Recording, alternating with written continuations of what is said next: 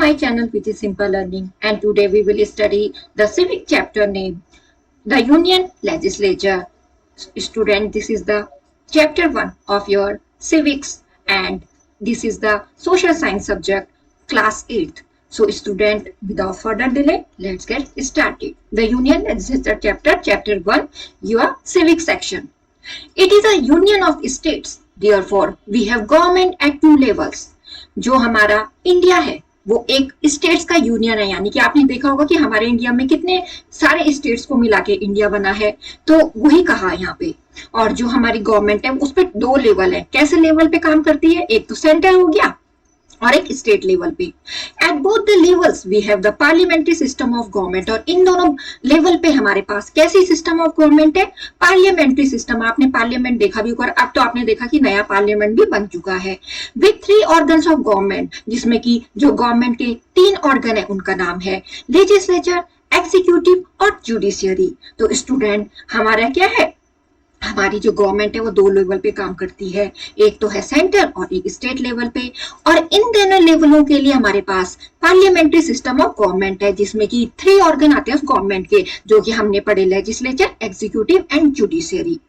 जो लेजिस्लेचर है स्टूडेंट, वो गवर्नमेंट की वो ब्रांच है जो लॉज बनाती है। लॉज का मतलब नियम कानून बनाती है। और जो यूनियन लेजिस्लेचर है उसमें क्या क्या है उसके अंदर? उसमें प्रेसिडेंट और 2 हाउसेस ऑफ पार्लियामेंट। और 2 हाउसेस ऑफ पार्लियामेंट क्या है? लोकसभा जो हाउस है पीपल का, और राज्यसभा जो काउंसिल है स्टेट्स की। तो जो मेंबर है इन दोनों हाउस के उनको बोलते हैं मेंबर्स ऑफ पार्लियामेंट। तो ये आपको इतना ध्यान रखना है। तो स्टूडेंट, इन पिक्चर से और अच्छा समझिए, लेजिस्लेटिव जो लॉ बनाते हैं, एग्जीक्यूटिव जो इन लोगों को, इन लॉज को कैरी आउट करते हैं, मानते हैं, फॉलो करते हैं, और जुडिशियल जो ये देखते हैं कि किसने कहाँ पे गलत किया। जैसे कि आप देखते हो ना कि जज क्या फैसला करता है, तो वही जुडिशियरी सिस्टम में आता है, वो इवेल्युएट करते हैं लॉज को।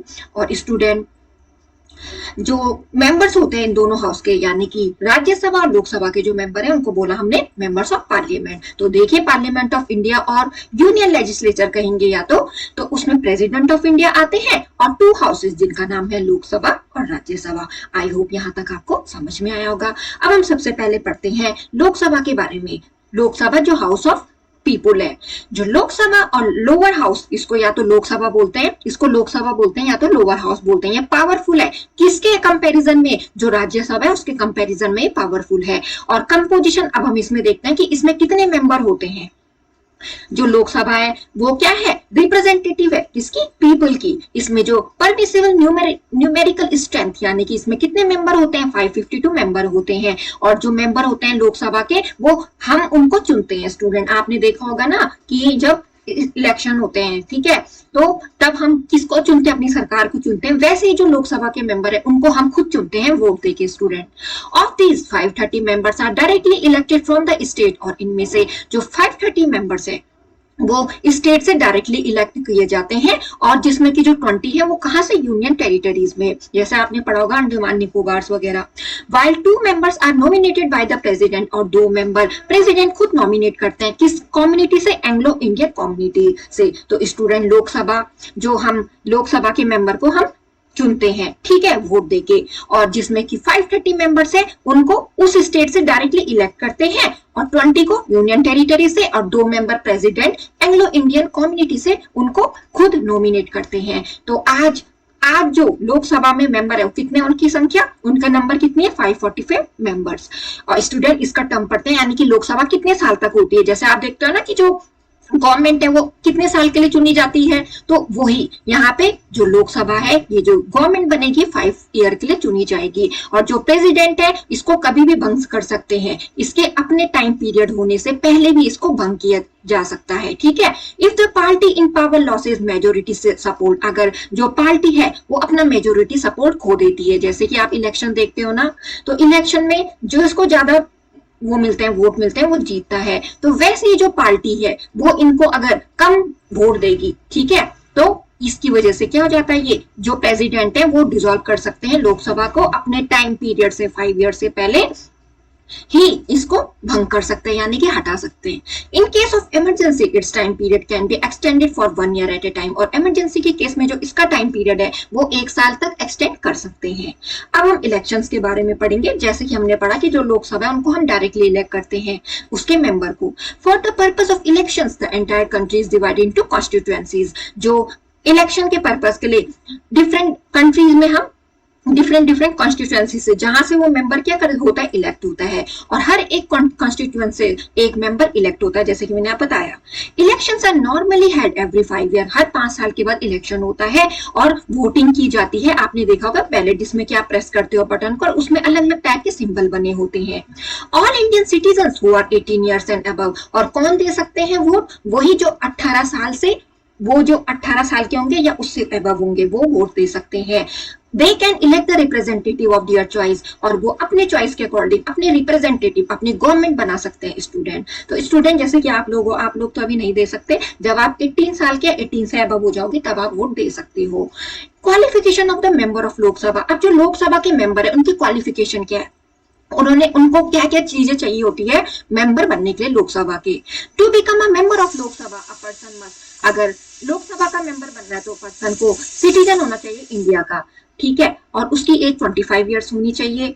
Not hold any office of profit under the government of India, और वो गवर्नमेंट ऑफ इंडिया के किसी भी तरीके से उनका काम ना करता हो। पॉजेसेस साउंड मेंटल हेल्थ, और उनकी जो मेंटल हेल्थ है वो सही रहे। Not be proclaim criminal insolvent and bankrupt, और उनमें किसी भी टाइप का ये जो क्रिमिनल का केस है वगैरह ये ना हो, मतलब वो उन्होंने कोई भी ऐसे काम ना किए हो। तो ये उनकी क्वालिफिकेशंस होती हैं student. Presiding officer, generally after election the member of the Lok Sabha elect from among themselves a speaker and a deputy speaker, और इलेक्शन के बाद जो मेंबर होते हैं लोकसभा के वो इलेक्ट अपने में से ही बनाते हैं, उन्हीं में से बनते हैं स्पीकर और डिप्टी स्पीकर। जैसे कि आपने देखा होगा ना, जब आप न्यूज में देखते हो तो वहां पे क्या होती है, जो असेंबली होती है तो वहां पे अलग अलग टाइप राज्यसभा लोकसभा दोनों के मेंबर बैठते हैं, और जो भी उनके जो बिल वगैरह पास करवाते हैं उसके लिए वो क्या करते हैं, डिस्कशन करते हैं। तो जो स्पीकर है वो आपने सबसे आगे देखा होगा बैठते हुए, तो वो किसको बोलता है कि आप बोलोगे, आप अपने विचार क्या रखना चाहते हो, तो ऐसे the speaker presides over the proceedings of the Lok Sabha and maintain order in the house. तो देखिए जो स्पीकर है वो किसको देखता है, जो लोकसभा की वो, यानी कि जब उनको बुलाया जाता है तो वो आए और उसके बाद हाउस में मेंटेन करने के लिए ऑर्डर को। The speaker is a member of the ruling party, जो स्पीकर है वो मेंबर उसी पार्टी का होगा जो रूलिंग पार्टी होगी। He acts in an impartial way, और वो इम्पार्शियल वे यानी कि पार्शियलिटी नहीं करता है।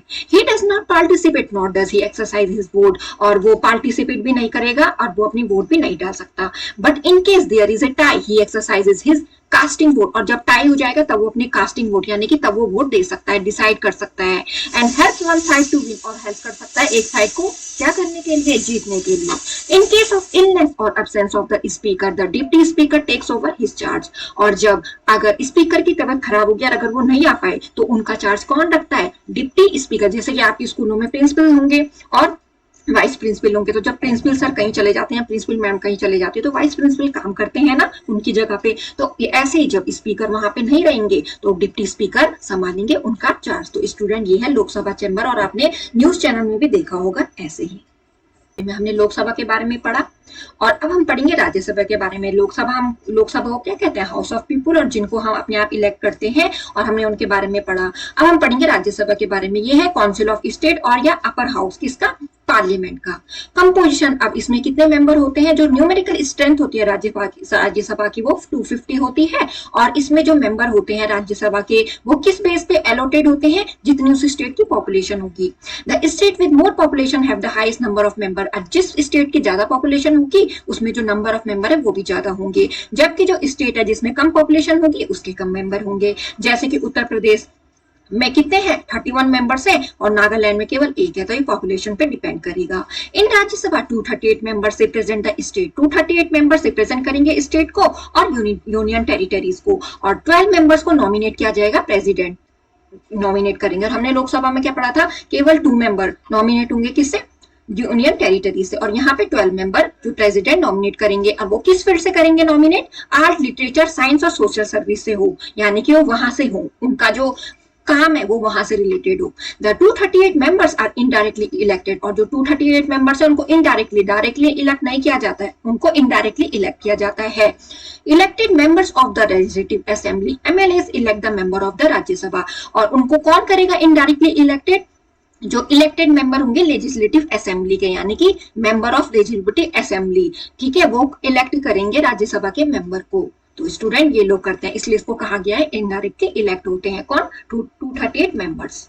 और टर्म यानी कि कितने साल के लिए होगा? जो राज्यसभा वो परमानेंट हाउस हो गई, और ये कभी भी डिसॉल्व नहीं होती है, जबकि हमने लोकसभा में पढ़ा कि प्रेसिडेंट कभी भी इसको 5 साल पहले ही पूरे होने से पहले ही डिसॉल्व कर सकते हैं, पर राज्यसभा परमानेंट हाउस है इसलिए इसका नाम परमानेंट हाउस रखा गया, ये कभी भी डिसॉल्व नहीं होती है। और इसके 1/3 मेंबर रिटायर हो जाते हैं हर एक 2 साल बाद, जैसे 2 साल बाद उसके जो जितने भी मेंबर होंगे उनका 1/3 वो रिटायर हो जाएंगे, और ये कभी भी डिसॉल्व नहीं होती है। Each member is elected for a term of 6 year, और जो ये मेंबर है वो 6 ईयर के टर्म के लिए इलेक्ट होते हैं, और हमने लोकसभा का क्या पढ़ा? वो 5 ईयर के लिए।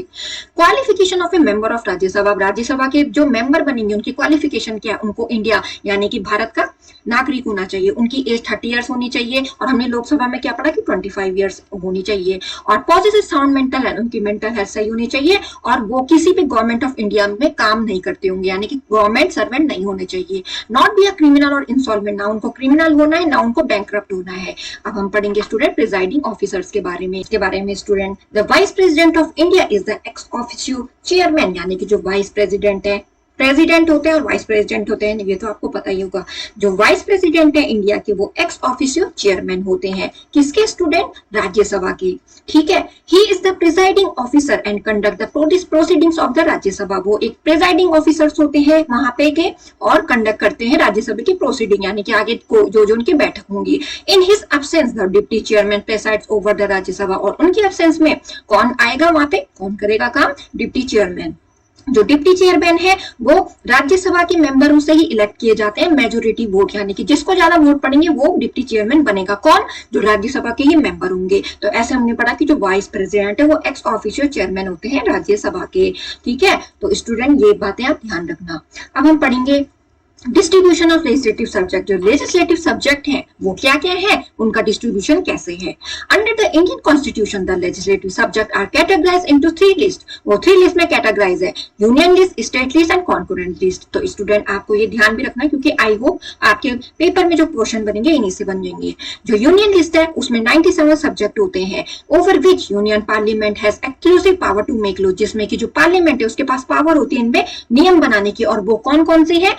Finance, banking, post and telegraph, railways, तो ये 97 सब्जेक्ट यूनियन लिस्ट के अंदर आते हैं, ठीक है। Shipping, currency, foreign affair, import export जो होता है वो इस सब्जेक्ट इनके अंदर, यानी कि ये इनके अंदर में रहेंगे सब्जेक्ट, इन पे है ये रिस्पॉन्सिबिलिटी, ठीक है, इनको इन पे लॉज बनाने की।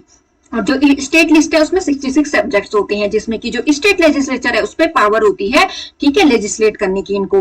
The subject content in the state list are public law and order, यानी कि जो पब्लिक लॉ और ऑर्डर होंगे, पब्लिक हेल्थ और सैनिटेशन होगी, ठीक है, drainage system, state transport, state taxes, agriculture, police और लैंड रेवेन्यू, तो ये डिसाइड होगा स्टेट लिस्ट में। और कॉन्करेंट लिस्ट में क्या आएंगे? 47 सब्जेक्ट रहेंगे इसमें, जिसमें कि यूनियन और स्टेट लेजिस्लेचर के दोनों बना सकते हैं इसमें लॉ, जो भी ये सब्जेक्ट है इसमें दोनों ही बना सकते हैं लॉ, यूनियन और स्टेट लेजिस्लेचर दोनों ही। जो कॉन्करेंट लिस्ट है उसमें इकोनॉमिक और सोशल प्लानिंग आएगी, मैरिज भी और डाइवोर्स भी इसी में आता है, बैंकरप्सी और इंसॉल्वेंसी भी इसी में आती है, दिवालिया बोलते हैं जिसको, और एजुकेशन, इलेक्ट्रिसिटी, फैक्ट्रीज और न्यूज़पेपर्स। तो एजुकेशन किस में आता है? एजुकेशन भी इसी में आता है कॉन्करेंट लिस्ट में। और कॉन्करेंट लिस्ट में जो लॉज है वो कौन बना सकती है? यूनियन और स्टेट लेजिस्लेचर दोनों ही बना सकती है, यानी कि सेंटर और स्टेट गवर्नमेंट दोनों ही। In case of conflict between the union and state legislature over any subject in the 3 list, जो अगर इन दोनों के बीच में कॉन्फ्लिक्ट हो गया, यानी कि किसी बात पे बहस हो गई दोनों में, यानी कि यूनियन और स्टेट लेजिस्लेचर में किसी भी सब्जेक्ट में, इन ये जो तीनों लिस्ट के अंदर जो भी सब्जेक्ट आते हैं, तो जो यूनियन लॉ होगा वो प्रिवेल्स होगा, यानी कि उसको माना जाएगा जो यूनियन लॉ बनाएगा लॉ, ठीक है, स्टेट वाले को नहीं माना जाएगा। तो ये है student function of the parliament. जो पार्लियामेंट के फंक्शन है वो क्या है?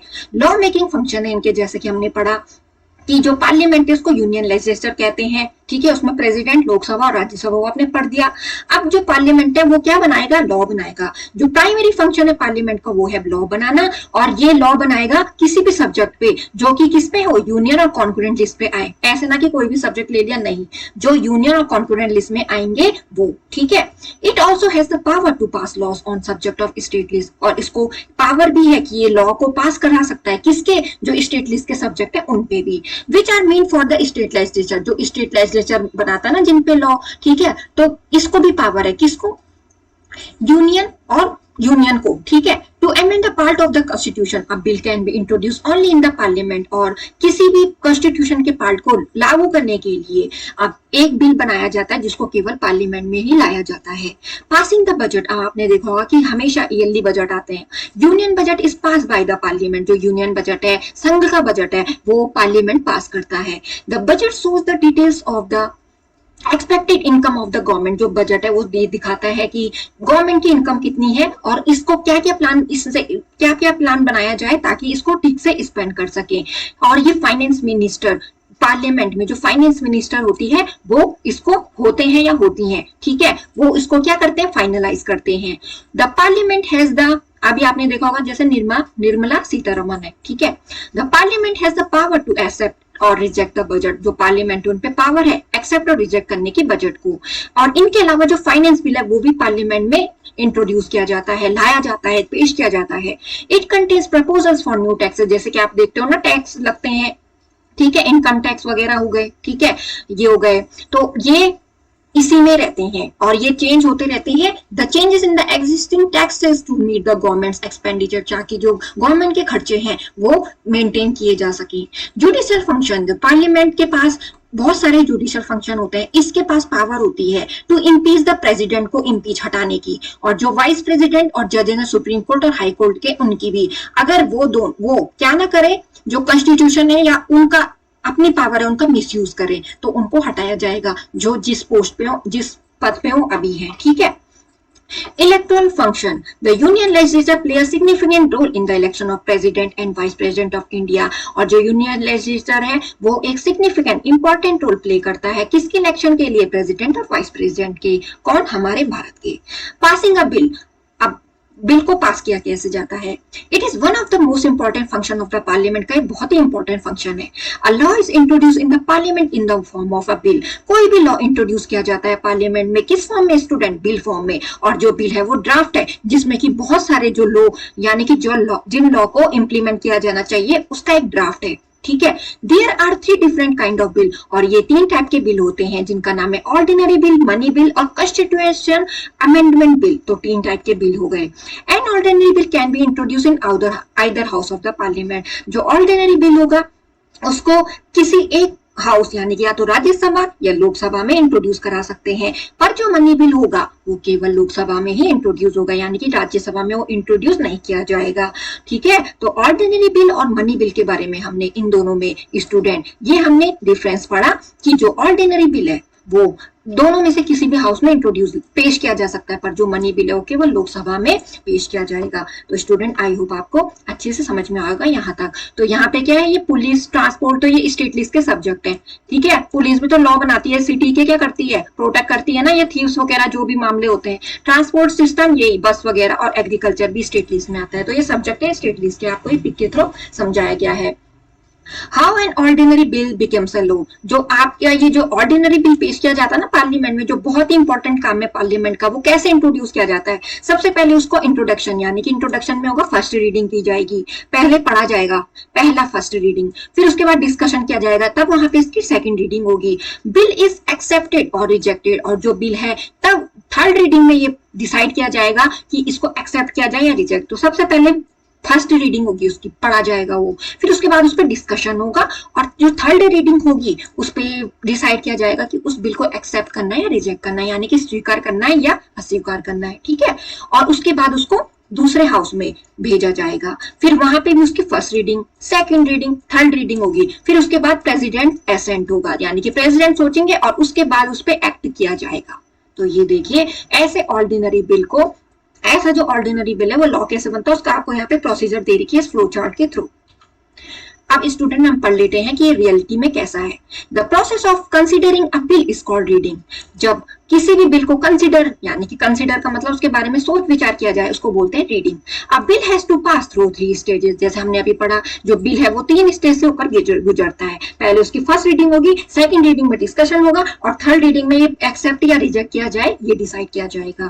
फर्स्ट रीडिंग में after the bill is introduce, first reading is completed. जब बिल को इंट्रोड्यूस किया जाएगा तो पहले फर्स्ट रीडिंग उसकी कंप्लीट होती है।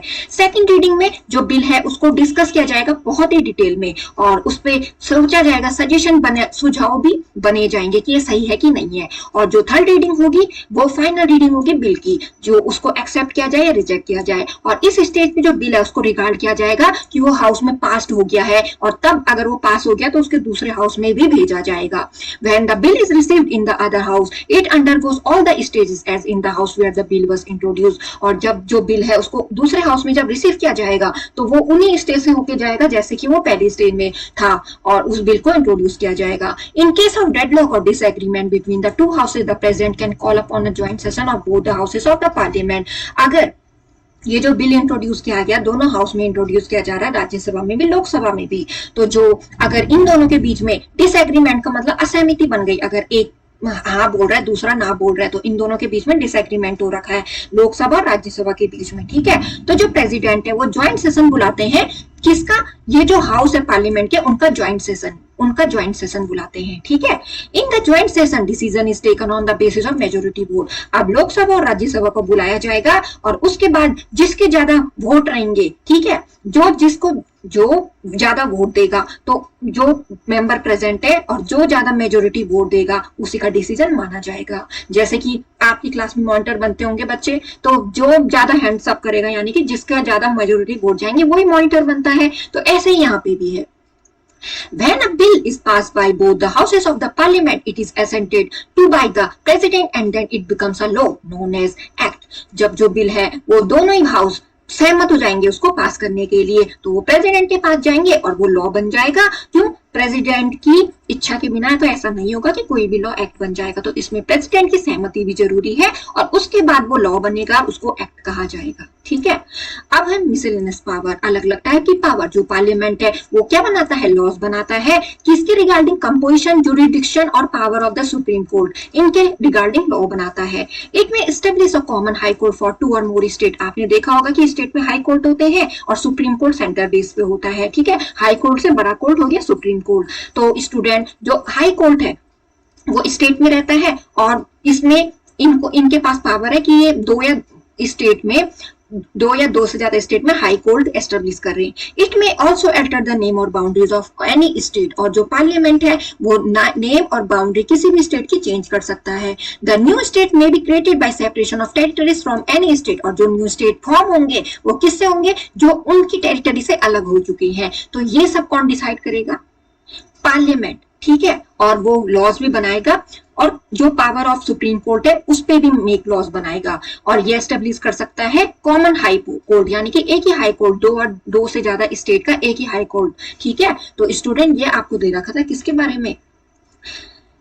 बारे में, यूनियन लेजिस्लेचर में। और यूनियन लेजिस्लेचर में हमने पढ़ा स्पेशली पार्लियामेंट के बारे में, और उसमें टू हाउसेस में जो मेंबर है वो इलेक्ट किए कैसे जाते हैं। और स्टूडेंट, कॉन्करेंट लिस्ट के जो सब्जेक्ट हैं वो क्या है, इलेक्ट्रिसिटी, फैक्ट्रीज और न्यूज़पेपर, जैसे कि आपने इससे पहले पढ़ा 3 टाइप की लिस्ट थी। तो स्टूडेंट, आई होप आपको ये जो चैप्टर है सिविक्स का चैप्टर 1 आज हमने पढ़ा यूनियन लेजिस्लेचर अच्छे से समझ में आया होगा। और मेरी वीडियोस लाइक जरूर किया कीजिए अगर आप देखते हैं, अगर आपको अच्छे से लगते हैं, और सब्सक्राइब करना ना भूले चैनल को अगर आप इस चैनल पे नहीं है। Thanks for watching, do like, subscribe.